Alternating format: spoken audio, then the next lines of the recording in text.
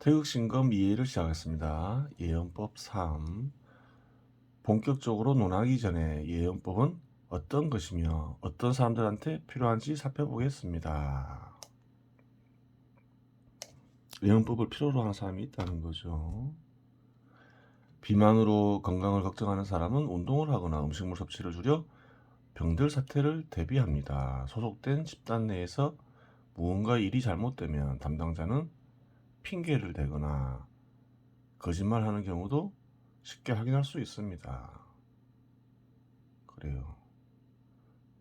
사람들은 기본적으로 무슨 일이 일어날지 예상을 하고 수단을 마련하죠. 이러한 일들은 자기가 처한 상태를 파악하고 미래의 일을 대비하기 위해 행위를 선택한다는 공통점이 있습니다. 그래요. 수단을 선택하죠.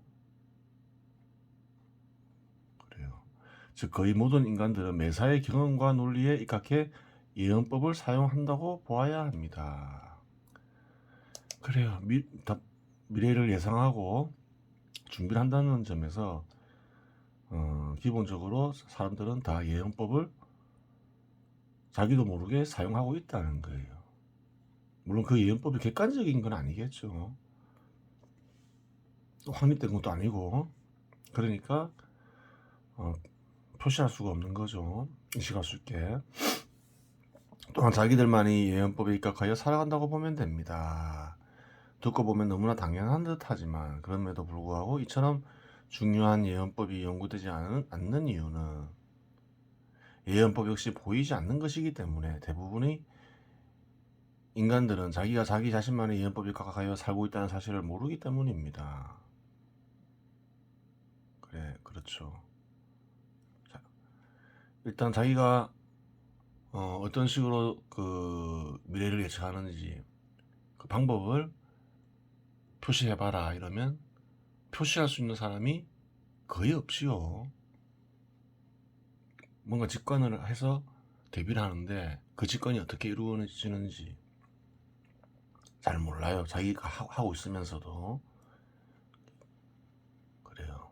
보이지 않는 것을 표시한다는 것은 참 어려운 것이지요.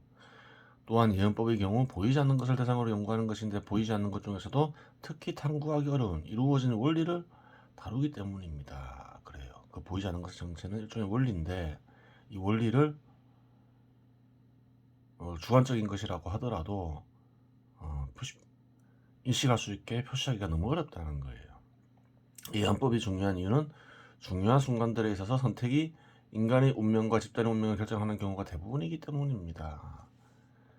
그래요. 선택을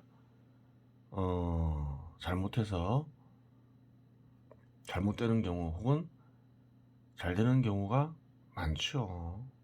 그런 사례는 무척 많잖아요. 그래요. 어떤 경우가 있을까요? 한국에서 예를 들자면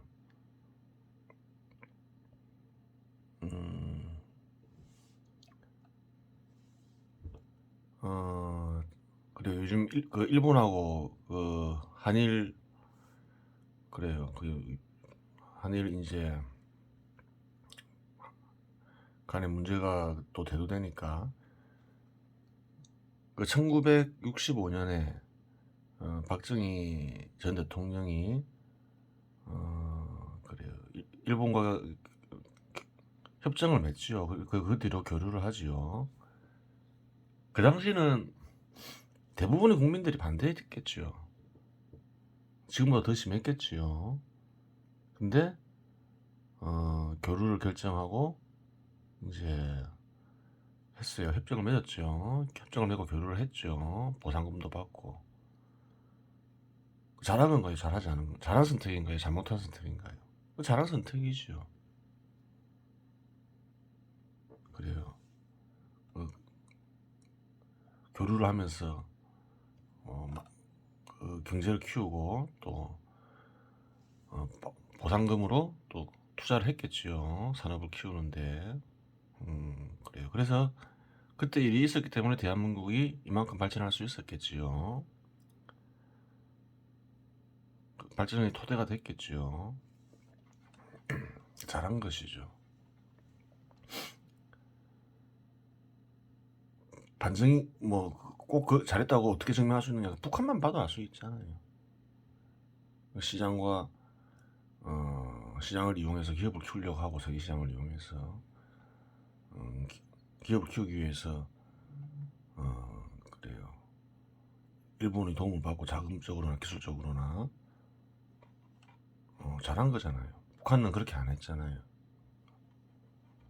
굶어 죽는 사람도 많다잖아요. 요즘 예전부터 많았죠. 굶어 죽는 사람들, 가난하고. 잘한 거죠. 여기서 잠시 선택에 대해 살펴보지 않을 수 없습니다. 선택을 한 문장으로 표현하면 좋은 결과를 얻기 위하여 여러 개의 행위들 중 하나의 행위를 결정하는 행위이다. 선택을 한 문장으로 표현하면 행위입니다로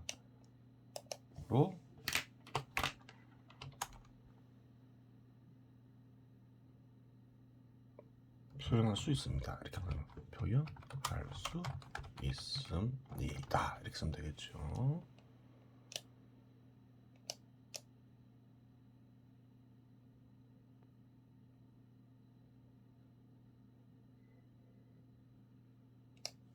그래요.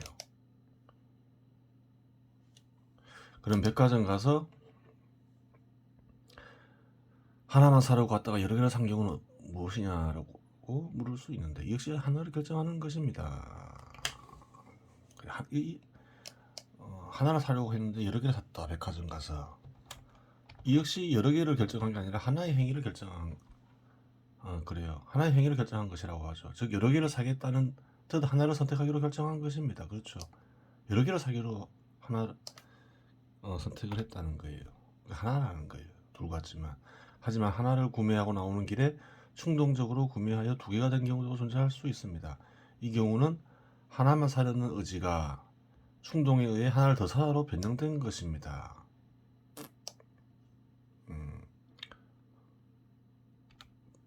또 다른 선택을 해야 할 조건이 생성되어 선택을 한 것에 불과합니다. 각각 선택한 거라는 거예요. 원래 하나만 사기로 했는데 뭐 나오는 길에 또 하나 더 살 수도 있잖아요. 그건 뭐냐? 충동이 일어났다는 거예요. 충동이 일어나면서 또 선택해야 할 국면에 직면했다는 거죠. 그것을 말하는 거죠. 충동은 의지를 일으키거나 변형시키는 작용, 바람의 변형 형태에 의해 그러한 현상을 일으킬 수 있습니다. 주석 있죠. 충동은 순간적으로 강하게 일어나는 바람으로 이해할 수 있다. 그래요. 뒤에도 부연 설명이 있는데 그냥 주석이 더 낫죠. 그래서 치우는 거예요. 뭐 잘못해서 치우는 건 아니고.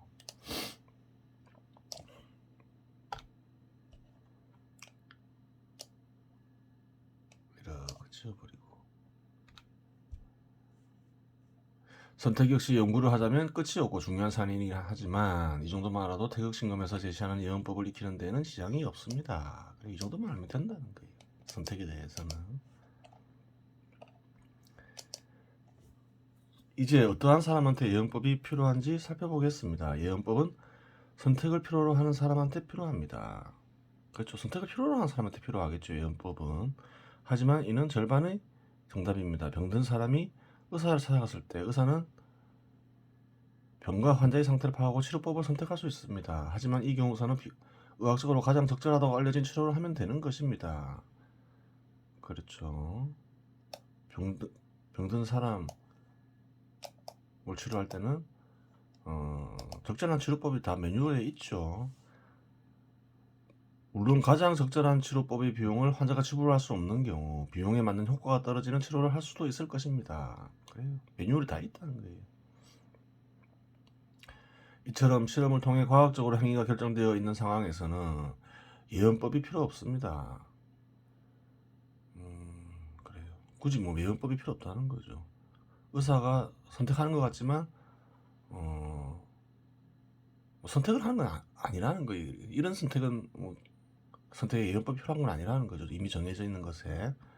또한 사소한 결과가 정해져 있는 경우에 예언법은 필요 없습니다.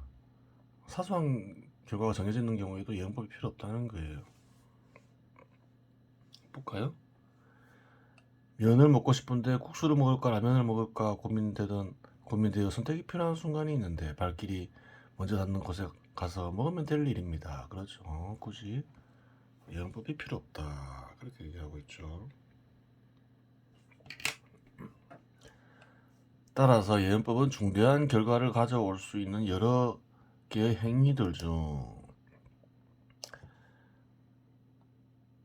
하나의 행위를 선택해야 하는데 이론과 시험을 통해 과학적으로 결정을 할 수 없는 인간에게 필요한 것입니다. 그렇죠. 예언법은 중대한 행위인데 이렇게 과학적으로 이론과 실험을 통해 과학적으로 선택을 할 수 없는 경우가 있겠죠. 과학적으로 정해진 경우에는 예언법이 필요 없다는 거죠. 그래요. 좀 약간 말을 바꿀 필요는 있겠어요. 여기는 여기서 잠시 과학적이라는 단어의 뜻을 살펴보아야 합니다. 과학적이라는 단어는 몇 가지 뜻이 결합되어 있습니다. 주관적인 탐구를 배제하고, 그렇죠. 객관적인 탐구를 추구한다는 뜻이 간직되어 있고, 믿음을 배제하고 검증을 추구한다는 뜻이 간직되어 있습니다. 그렇죠.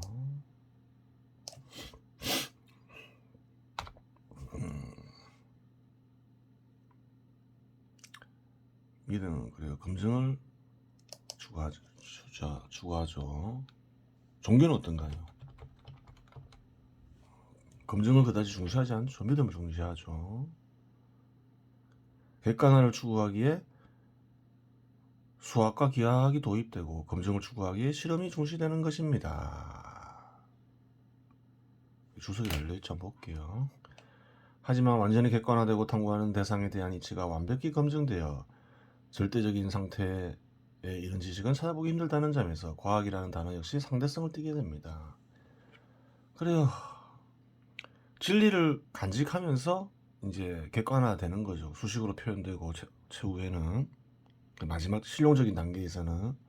하지만 그 식조차 완벽하지는 않다는 거예요. 진리를 간직했을지라도. 그래요. 과학이라면 거의 절대적인 것 같지만 과학에서 제시하는 이론들이 그거 다 절대적인 거 아니죠. 더 발전하면 더 좋은 식이 나오고 그러죠. 그래요. 그전의 식이 진리가 간직되어 있지 않느냐? 아니 그전 식도 이용이 된다는 거예요. 이용할 수도 있고 왜 진리가 간직되어 있으니까. 보다 더 진리에 가까운 식이 나오면 이제 그전에 쓰던 거는 잘 안 쓰게 되겠죠.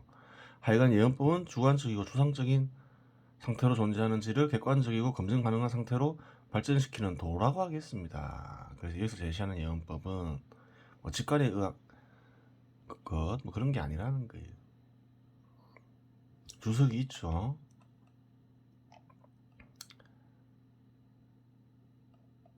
이 글을 쓴 이는 2020년 8월 23일 부동산 균형 가격의 법칙을 창안하고 수식화하여 세계의 서울 아파트 가격을 예언한다. 법칙을 창안하죠. 수식으로. 그래서 예언한다고 되어 있죠.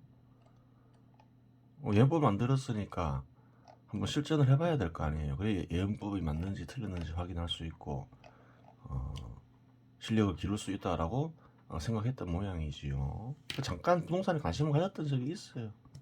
한번 볼까요?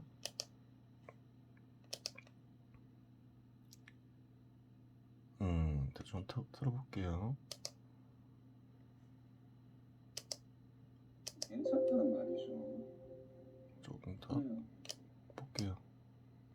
그래요. 사도 괜찮아요. 월세 2억 원에 180만 원이 현 시점에 정상적인 가격이라면 그래요. 1.6으로 계산해도 한 16억 나오겠죠. 뭐 15억에서 16억 사이 나오겠죠. 사도 괜찮다는 말이죠. 그래요. 7월 25일째 13억 4,700만 원에 사는 이가 걱정할 수가 있는데 걱정할 필요 없다는 거죠. 그래요. 지금은 한 1.6을 따라간다는 거죠. 그래요. 확인 가능하죠. 걱정할 필요 없어요. 패닉바잉 잘한 거예요. 아파트 패닉바잉 잘한 거예요. 15,5천만 원에 산 사람도 걱정할 필요 없어요. 노원구. 강남구에서 22억에 산 사람도 그 걱정할 필요 없다는 거예요. 잘 산 거예요. 그래요.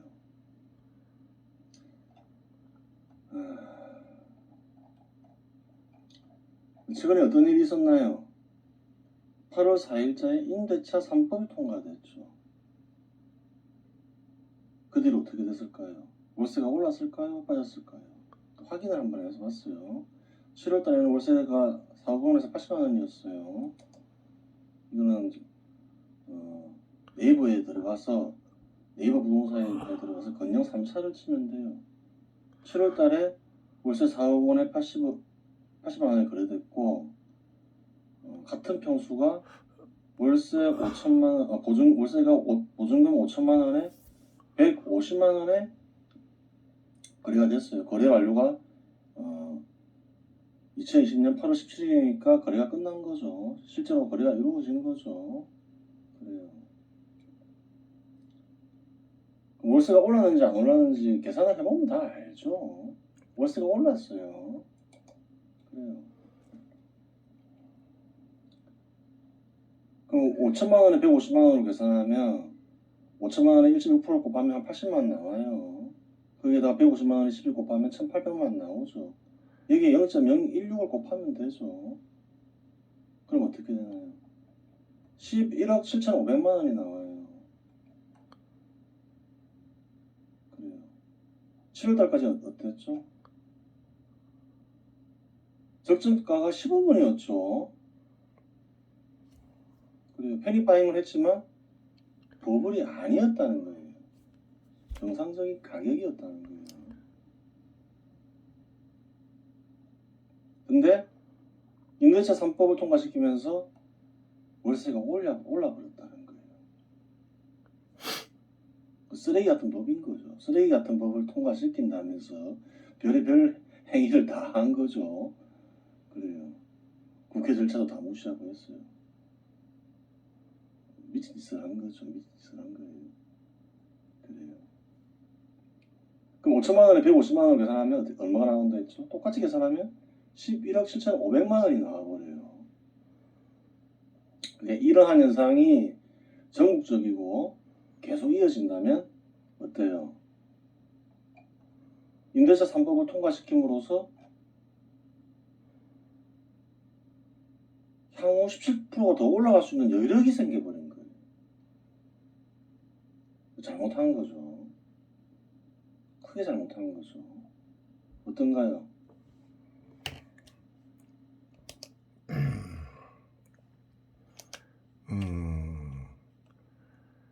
그래 봤지만 부동산 균형 가격법제 수식을 만들어서 가격을 구하고 그래요. 망설임 없이 확 얘기를 하고 있죠. 확신에 차서 한번 볼게요. 동작구 힐스테이트 상도 센트럴파크 전용 84.78제곱미터의 경우 2020년 7월 25일 13억 4,700만원에 거래되었는데 부동산 균형 가격 법칙에 따르면 15억 3,750만원까지 오른다고 주장한다. 그때까지만 해도 뭐 패닉 바잉이다, 비싸게 샀다 이런 얘기가 많았죠. 시끄러워서 한번 어떻게 관심을 가졌겠죠. 이 그렇으니까 뭐 부동산 업자나 부동산에 관심이 있었다기보다는 그래서 한번 부동산 균형 가격 법칙을 창안해서 한번 수식을 만들어 봤겠죠. 그러면서 이렇게 얘기를 한 거죠. 특별히 잘못 산 게 아니다. 패닉 바잉이라고 주장하지만 그렇게 그때 그 상황에서는 잘 산 거다. 15억 3,750만 원까지 올라간다 그랬죠. 그리고 2021년 7월 6일 15억 4,800만 원에 거래되어 예언이 적중했음을 확인할 수 있다. 그 1년 좀 지나서 15억 4,800만 원에 거래됐죠. 그래요. 이후에 동일한 면적의 아파트는 거래된 적이 없다. 그래요. 그리고 강남구 역산 푸르지오 84.91제곱미터의 경우 2020년 7월 6일에 22억 5천만 원에 거래되었는데 84제곱미터는 보통 한 30평 되죠. 전용인 경우. 그래요. 전용. 적어주는 게 좋겠죠. 전용과 공용이 있죠. 공용 84는 한 25평대죠. 전용 84는 30평대예요. 2020년 7월 6일에 22억 5천만 원에 거래되었는데 부동산 균형 가격 법칙에 따르면 23억 4,375만 원까지 오른다고 주장한다. 그리고 2020년 10월 21일 23억 5천만 원에 거래되어 예언이 적중했음을 확인할 수 있다. 그렇죠. 이후에 2021년 9월 4일에 27억 3천만 원에 거래된 후 현재까지 거래된 내용을 확인할 수 없다. 마지막으로 노원구 건영 3차 전용 84.9제곱미터의 경우 2020년 7월 15일에 10억 5천만 원에 거래되었는데 부동산 균형 가격 법칙에 따르면 11억 7,500만 원까지 오른다고 주장한다. 확신에 차면서 11억 7,500만 원까지 오른다고 얘기를 하죠. 망설임이 없죠. 안 올라갈지도 모른다. 그런 얘기는 없잖아요. 한번 보면 확인해보면 되죠. 그리고 2021년 1월 13일 11억 8천만 원에 거래되어 예언이 적중했음을 확인할 수 있다. 그래요. 다 확인이 가능한 거예요. 이후에 2021년 9월 17일 13억 9,800만 원에 거래되었고 13억 9,800만 원까지 올라갔죠. 가장 최근에 거래된 가격은 2023년 2월 2일 9억 1천만 원이다. 그래요. 어떻게 확인하느냐?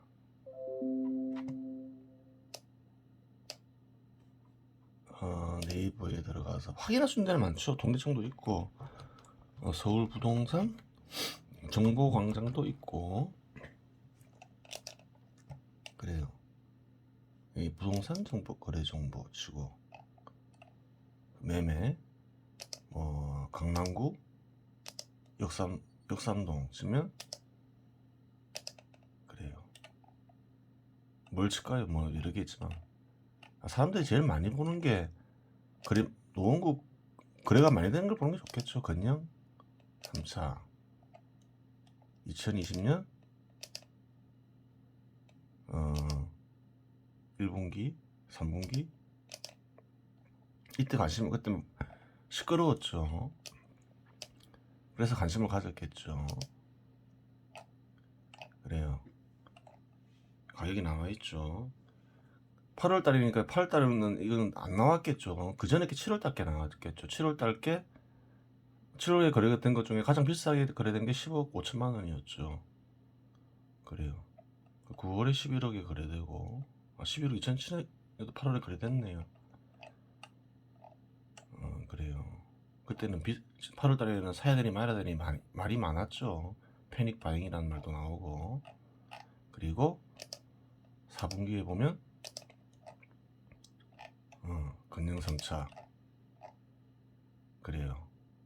11억 8천 나오잖아요. 11월 달에 맞죠? 12억 정도에서 거래되죠. 그 다음 달도 그렇고 12억까지도 오르고 2021년 1분기 그래요. 12억 5천에도 거래되고 그러니까 뭐 확인 가능해요. 그래요. 그 다음 볼게요. 의사이해가 나왔으니 예언법의 기본적인 연구 절차도 그럼 이렇게 생각할 수 있겠죠. 부동산 균형 가격의 법칙이 완벽하냐? 아까 얘기했죠. 진리를 간직한 건 사실이겠죠. 그리고 부동산 균형 가격 법칙 그때 제시했던 그게 그 당시에는 뭐 부족함이 없음을 알 수 있는 거예요. 그래요. 잠시 그때 그냥 예언을 해보기 위해서 금방 만들었던 거죠. 뭐 지금도 괜찮을 수 있어요. 그냥 너무 단기간에 그냥 만든 거라서 순간적으로 떠오른 걸 만든 거라서 뭐 좀 검토를 해볼 필요는 있겠죠. 그래요. 의사이해가 나왔으니 예언법의 기본적인 연구 절차도 잠시 살펴보겠습니다. 이는 예언법 3에서 논할 주제와도 통하기 때문입니다.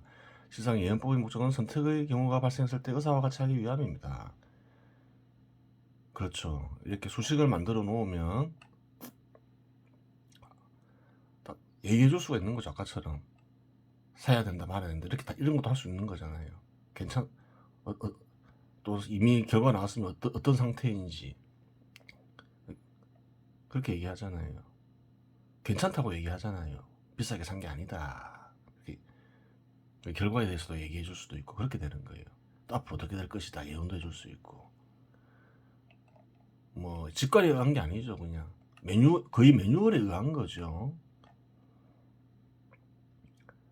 다만 다루는 대상만이 다를 뿐이죠. 의사가 되기 위해서는 인체를 잘 알아야지요. 그리고 병을 그래요. 잘 알아야 합니다. 그래요. 그리고 병을 치료할 수단을 잘 알고 다룰 수 있어야 합니다. 그래요. 수단도 잘 알아야 되겠죠. 의사는 뭐 약이나 의료기구에 대해서 잘 알아야 되겠죠. 다룰 줄도 알아야 되고. 예언법 역시 마찬가지입니다. 예언하고자 하는 선천적인 질서와 내용 그리고 흘러가는 과정을 우선 다룹니다. 그리고 그 과정에서 생길 수 있는 문제를 다룹니다. 문제를 병으로 볼 수 있는 거죠. 그리고 문제를 해결할 수 있는 수단을 다룹니다. 병을 치료할 수단. 사회의 영역으로 보면 정치 영역, 경제 영역에서 주로 필요하겠군요. 그래요. 어느 정도 직관하고 있었던 거죠. 예언법이 필요한 곳을. 그래서 이거를 쓴이는 그 후에 경제 영역에서 한번 실전을 해본 거지요. 부동산 금융가격법칙을 창안해서. 그래요. 그렇게 된 거예요. 이번 시간 여기서 마치겠습니다.